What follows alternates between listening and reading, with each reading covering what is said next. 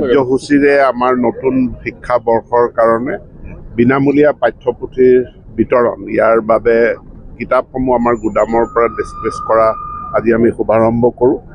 সৰ্বমুঠ 3,41,00,000 কিতাপ আমি অসম চৰকাৰৰ এই বিনামূলীয়া পাঠ্যপুথিৰ ফ্লেগশ্বিপ আঁচনিৰ জৰিয়তে আমি বিতৰণ কৰিম। ইয়াত দুটা কম্পনেণ্ট আছে।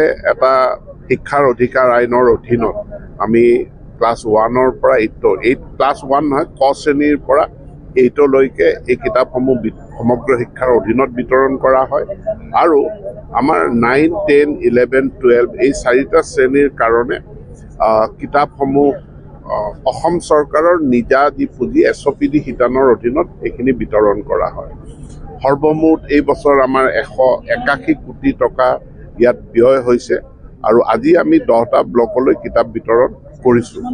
কিতাপ বিতৰণৰ ক্ষেত্ৰত ব্লকলৈকে আমাৰ কিতাপবিলাক সুন্দৰভাৱে যায়। ব্লকৰ পৰা বিশেষকৈ অলপ দূৰ দূৰান্তত থকা পাহাৰীয়া অঞ্চল বা চৰ চাপৰি অঞ্চলত কিতাপ কেতিয়াবা গৈ পাওঁতে পলম হয়, যিহেতু কিতাপসমূহ পৰিবহণ কৰোঁতে তাত এটা খৰচ থাকে, লাষ্ট মাইল খৰচ। তাৰ কাৰণে এইবাৰ সমগ্ৰ শিক্ষা আৰু পাঠ্যপুথি নিগমে বিশেষ ব্যৱস্থা গ্ৰহণ কৰিছে যাতে লাষ্ট মাইল ডেলিভাৰীটো স্মুথ হয়। আমি প্ৰায় 9টা মাধ্যম আৰু 19টা ভাষাৰ কিতাপ আমি প্ৰডাকশ্যন কৰোঁ ইয়াতে। গতিকে এইটো এটা বহুত প্ৰত্যাহ্বানযুক্ত কাম। অন্য ৰাজ্যৰ নিচিনা এটা বা দুটা ভাষা নহয়, আমাৰ 9টা মাধ্যমৰ বিদ্যালয় আমি পৰিচালনা কৰোঁ আৰু সেই কিতাপসমূহ সেইকাৰণে বাছনি কৰি নিৰ্বাচিত বিদ্যালয়সমূহত কিতাপবিলাক প্ৰাপ্ত কৰাই দিয়াৰ ক্ষেত্ৰত আমি বিশেষ যত্ন ল'ব লগা হয়।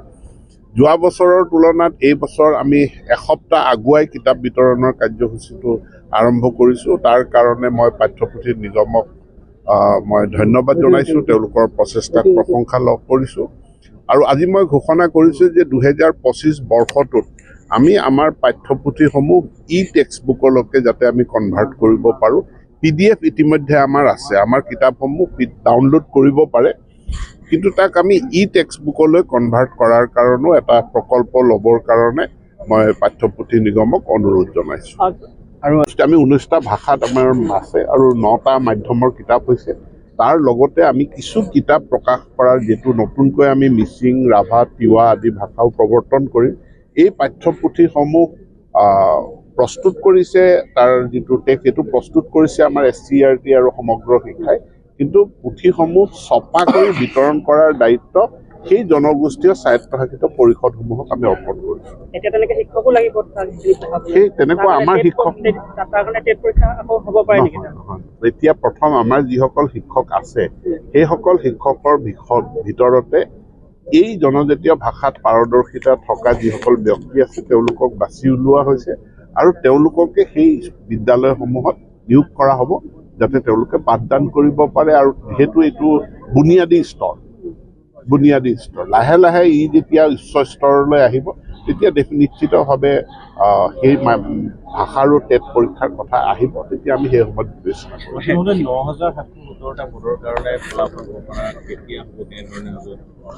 ইয়াৰ ডকুমেণ্ট ভেৰিফিকেশ্যন চলি আছে। ডকুমেণ্ট ভেৰিফিকেশ্যনটোত সময় লাগিছে আৰু লগাটোৱেই স্বাভাৱিক, কাৰণ বহুখিনি অভিযোগ, প্ৰতি অভিযোগ বা বহু ভুৱা ডকুমেণ্ট আমাৰ হাতত ধৰাও পৰিছে। গতিকে এইখিনি এটাৰটো প্ৰক্ৰিয়া চলি আছে ডকুমেণ্ট ভেৰিফিকেশ্যনৰ, আৰু এটা এডভাৰটাইজমেণ্টৰ বিপৰীতে যি আবেদন পত্ৰ গ্ৰহণ তাৰ জাননীখন খুব এইকেইদিনতে ওলাব। ডিজিটাইজেশ্যন ইমান দ্ৰুতভাৱে আগুৱাই গৈছে, এতিয়া প্ৰত্যেক মানুহৰ হাতত, তেওঁ যি শ্ৰেণীৰে মানুহক নহওক কিয়, তেওঁৰ হাতত এটা ডিজিটেল ডিভাইচ ফোন হিচাপে মোবাইল ফোন তেখেতৰ হাতত আছে। টেবলেটটোৰ নিৰ্দিষ্ট ডেজিগনেটেড কিছুমান ফাংচনছ থাকে। গতিকে আমি বিদ্যালয়সমূহত প্ৰথম এটা বছৰতে আমি 52,000 টেবলেট দিছিলোঁ, তাৰ পিছৰ বছৰ আমি পুনৰ 5,000 টেবলেট দিছোঁ। গতিকে আহি থকা দিনবিলাকত এই ডিজিটেল যি ডিভাইচৰ জৰিয়তে শিক্ষাদান কৰা, ইয়াৰ গুৰুত্বটো বহুত বেছি বাঢ়িব আৰু তাৰ ক্ষেত্ৰত আমি প্ৰত্যেক শিক্ষকৰ হাততে এটাকৈ যাতে টেবলেট দিব পাৰোঁ সেই প্ৰচেষ্টাও আমি ল'ম।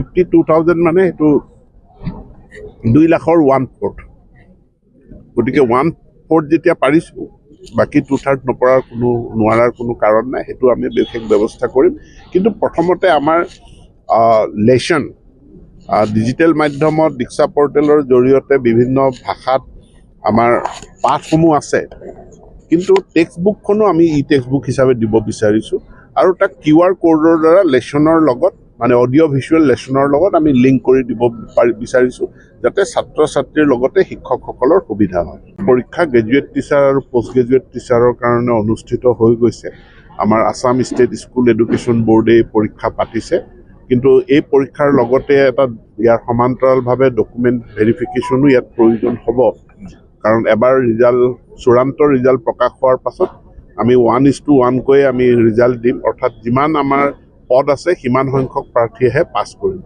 গতিকে ইয়াৰো ফলাফল সোনকালে ওলাব কালি দুটাকৈ শিক্ষক সংগঠনে প্ৰেছ মিট দিছিলে তেওঁলোকে কৈছে প্ৰতিবাদ কৰিব তেওঁলোকে বেতন বঞ্চিত আছে পাৰিশিকীকৰণৰ পৰা বঞ্চিত আছে তেওঁলোকে এডভান্টেজ আছামৰ পূৰ্বে তেওঁলোকে প্ৰতিবাদ কৰিম বুলি কৈছে এই বিষয়টো কেনেধৰণে লৈছে আপোনালোকে চাওক মই সকলোবিলাক শিক্ষক সংগঠনৰ লগত আলাপ আলোচনাত বহিছোঁ চৰকাৰে এখন কেবিনেট ছাব কমিটি গঠন কৰিছে গতিকে কেবিনেট ছাব কমিটিখনৰ যিমান মেমৰেণ্ডাম মোলৈ আহিছে সকলো মই কেবিনেট ছাব কমিটিত দিছোঁ এতিয়া কেবিনেট ছাব কমিটিৰ মিটিংখন বহিলে নাই আলোচনা কৰিলে নাই এইটোৰ কথাতকৈ কেবিনেটৰ মন্ত্ৰীসকলে আমাৰ সচিবসকলে প্ৰত্যেকখন মেমৰেণ্ডাম তেওঁলোকে তন্নকৈ পঢ়ি কি কৰিব পৰা যায় কি পৰামৰ্শ দিব পৰা যায় সেইখিনি চৰ্চা কৰি আছে আৰু কেবিনেট ছাব কমিটিৰ যি ৰিপৰ্ট হ'ব সেইটো কেবিনেটত দাখিল হ'ব কেবিনেটে সিদ্ধান্ত গ্ৰহণ কৰিব এই যিখিনি তেওঁলোকে কালি এটা কথা কৈছে যে যিখিনি সিদ্ধান্ত আপোনালোকে গ্ৰহণ কৰিছে কেবিনেট ছাব কমিটিয়ে তেওঁলোকে কৈছে সিদ্ধান্ত নাই আমিতো একো সিদ্ধান্তই গ্ৰহণ কৰা নাই